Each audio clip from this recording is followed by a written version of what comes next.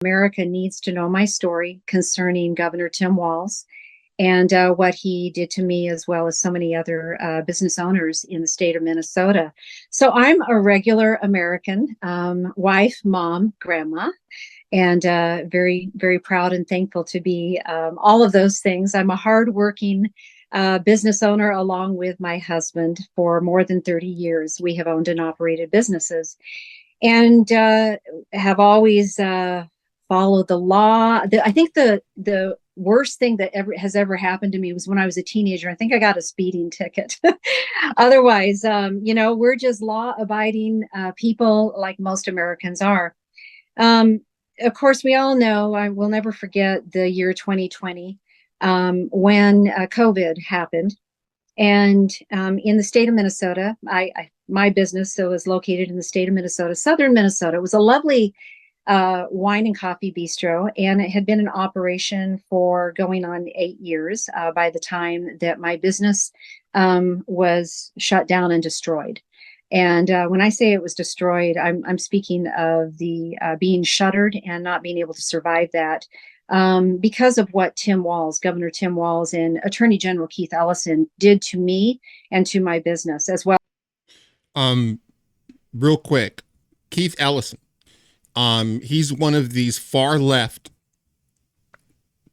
whack jobs who, if he were to emerge in a powerful position from the feds, it would be felt immediately. If you think Merrick Garland is a bad partisan, Keith Ellison would be infinitely worse. As our employees. And so what happened is with the first shutdown, we didn't really know what to do, what was going on, and we did comply. And I hate to say that, looking back at everything I've stood for, but we did comply because we didn't know what else to do. He never fully opened up the state. To point this out, who did he shut down? Governor Walz shut down only some of the businesses. The essential businesses got to stay open. So I guess that means that we were a non-essential business, but so he shut down bars, restaurants, gyms, dance studios, hair salons, etc. Who did he not shut down? Who were the essential business owners? That would have been your big box stores with hundreds and hundreds of people coming to visit through their doors a day, mingling and being close. He did not shut down liquor stores. He did not shut down strip clubs. So think about the contrast there. So just stop and think. You're not going to shut down, the Targets of the world, but you are going to shut down the mom and pop's shop. Ostensibly, the people that are doing, running mom and pop shops, maybe they have, 3, 4, 5 employees. That's pretty much, probably about the average. I mean, maybe some have 10, but those are small businesses. Typically, they're family run. How many people are congregating in a Target, in a Walmart, in these big box stores? And so Amazon and Target and all of those businesses thrived. It was the most egregious transference of wealth from the poor to the ultra rich in human history. All done under the guise of keeping you safe. He shut down a lot of the mom and pop shops, those folks that were just trying to make a living and provide a great product and a great service. In contrast, he allowed big box stores, et cetera, to stay open. Really incredible, an incredible use of tyranny against the people. It was in November that Governor Walz shut the dine-in restaurants down again at 100% level of no dine-in whatsoever. There's no way we could survive this. We actually joined in with an organization or a group called Open Minnesota, I believe is what it was, and we thought it was a great idea. We had been looking for something like this because we knew we had every right to be open. We had God-given, constitutionally protected rights to be open. There was no statute, there was no law that allowed Governor Walz to do what he did. He really. I think a lot of us have been arguing the wrong way, because I was doing the same thing, arguing as to whether or not the lockdowns were actually fruitful. That's the wrong conversation to have. The conversation that needed to be had was, were they constitutional? Did they follow the law of the land? Did it violate the U.S. Constitution? And it most certainly did. The governors like Gretchen Whitmer and Gavin Newsom and Tim Walz, which do you guys remember everyone was talking about Ron DeSantis as a monster because he kept his state running, kept it open. Consequently, most people went to Florida. It would be interesting to know how many people have left red states to go to blue states. It'd be interesting to know. My guess is the only ones that perhaps go from red to blue are those who are following a job path, a career path. They have a, promotion, and so now they have to move to, New York or California. But no one is going of their own free will. That's just my guess. He did step outside of statutory law, but even more important, constitutional law, because we have that right to be able to run our businesses and conduct our lives as we see fit. Of course, staying within the rule of law. And as I've already mentioned, I followed the rule of law. I did. Our governor and our attorney general did not. So we opened up. I can't tell you for sure how long we were open, but immediately within 24 to 48 hours, the state came down on us with a vengeance. They attacked me, a woman, small business owner, as well as other small business owners in the state of Minnesota. They came down, they sent the health department down, they sent everything they could against us. They employed all of their resources against we the people, just trying to run a company, serve a cup of coffee to a willing customer. And they said, nope, you can't do that. And mind you, there was never an injury. There was never an infection of COVID-19, nor was there ever a death that occurred because I had my doors open. Once again, that's the wrong argument to be having. It's the wrong debate to engage with. The only debate should be, was it constitutional or not? Because we do have a set of laws. Remember, all of them would say, no one is above the law. No one, not even the president, no one. But apparently, these governors were above the law. People like Tim Walz was able to do the unimaginable, to go contrary to everything the Constitution stands for, and he did it with impunity. So I'm telling you, we're having the wrong debate. It's not whether or not their measures worked. It's whether or not it was constitutional, whether or not it abided by the law. And willing customers came in to patronize me.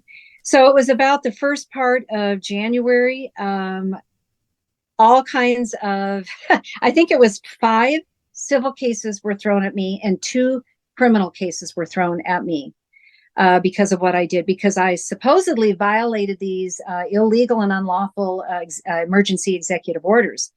Again, that Governor Walz had no right implementing. I went to court um, for the criminal charges and for the civil charges.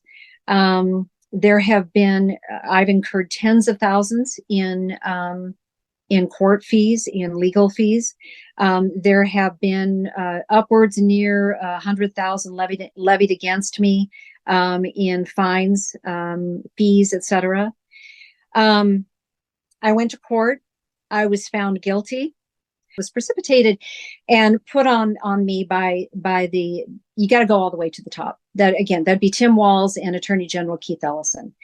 What happened to me was no accident, and they absolutely wanted to make an example, right all the way down through the local court system.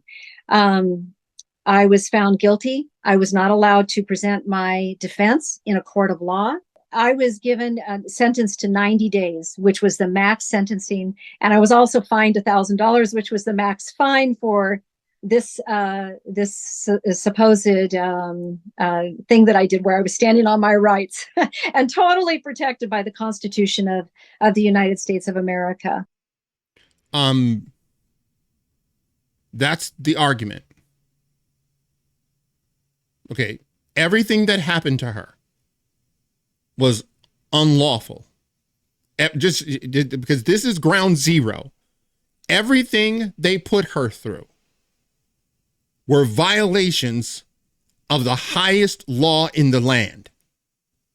That's where the conversation has to begin and end. All of these people that talk about, no one is above the law, that we are a land of laws. These governors took it upon themselves to do the unlawful by destroying the lives and the livelihoods of law-abiding citizens like this woman.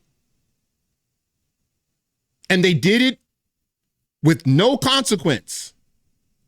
There were no consequences for Gretchen Whitmer, Tim Walz, Gavin Newsom, Hochul from New York. No consequences at all for breaking numerous constitutional protected rights. But when you have rogue judges, rogue government, attorney general, et cetera, they're all in lockstep with each other, it doesn't go very well for the people. And this is what we need to be standing against. And this is the story that America needs to know. This is the story that America needs to hear. That Tim Walz is not some cuddly, joyful coach like all the things that the MSMs are calling him, or some of the things that they're calling him. That is not who this man is. This man would like to take your rights away. He will take your rights away, because what happened to me could have happened to anybody. Let me float something. This whole thing about stolen valor? It's been dogging him and Kamala's pick. But my guess is, it's only a guess, that's not the big issue they should be attacking. That's not the issue. What they should be concentrating on are the measures he took as governor to, number one, allow the state to burn, and then number two, go after law-abiding citizens like the one you see on your screen. What happened to me will happen to you if we don't get things turned around in our country and become a republic again. Now, that doesn't happen just by itself, and it certainly doesn't happen overnight. And yeah, there's a price to pay. I have paid a dear price. My family has paid a dear price. While I was in jail, I missed out on Christmas with my family. I missed out on my wedding anniversary. And I also missed out on the birth of one of my grandchildren. And that was wrong. I can never have that time back. That time was stolen from me. My business was destroyed. My business is gone after everything that happened. Tim Walz and Keith Ellison destroyed my business. They wrecked my life. You do not want tyranny at this level. It's always been my assertion that, and I would imagine, and I don't have any evidence of this, but I would imagine on some level there must be orders that go out, like talking points to the Democrats, the same way they do with mainstream media. They send out their talking points, and all of a sudden, in unison, they're all saying the same thing. And there must have been something. And what I call them burn notices. Like, they send you the notice, this is what we're about to do, and then you're instructed to burn it once you get it. I really believe that, because I believe that this was all done in an attempt to wreck the economy so Joe Biden could get elected. All of it. Don't you find it a bit interesting that no Democrat wants to get to the bottom of the origins of all of that? They really don't care. Well, we don't know what happened. You know, why does it even matter? I have seen firsthand, we, the people of Minnesota, have seen what Tim Walz, the type of evil he orchestrates. If he is elected as vice president of this country, he, in lockstep with Harris, who is also evil, will perpetuate this same type of evil on the American people. We do not want that. So this is the truth about Tim Walz. I would like to see Tim Walz impeached. I would like to see him prosecuted for the crimes he has committed against the people of Minnesota. I don't use that word loosely, evil. But the evil person that he is, it's no wonder that the evil Harris picked him to be her running mate. Tim Walz has accomplished a lot of horrific things in the state of Minnesota in a very short amount of time. So as far as you asked about the burning of Minneapolis, horrific. Where was our governor? Where was our governor when there was the looting and the burning down of fellow business owners, their businesses being burned down? Where was our governor? I have not been to Minneapolis since that took place. I'm going to be honest with you. We live about 90 miles south of there in Albert Lea, and that's where my business was Albert Lea, Minnesota. We used to make trips up to Minneapolis. I saw pictures. I heard testimony from a lot of people that live in that area. I don't need to go up there. I've seen what Tim Walz allowed to happen to Minneapolis. Here's the thing about all of this. This is one story. There are hundreds of others. Hundreds. Business owners. Their life ruined by mismanagement. And no one's going to be held accountable. And in fact, now he's going to be promoted.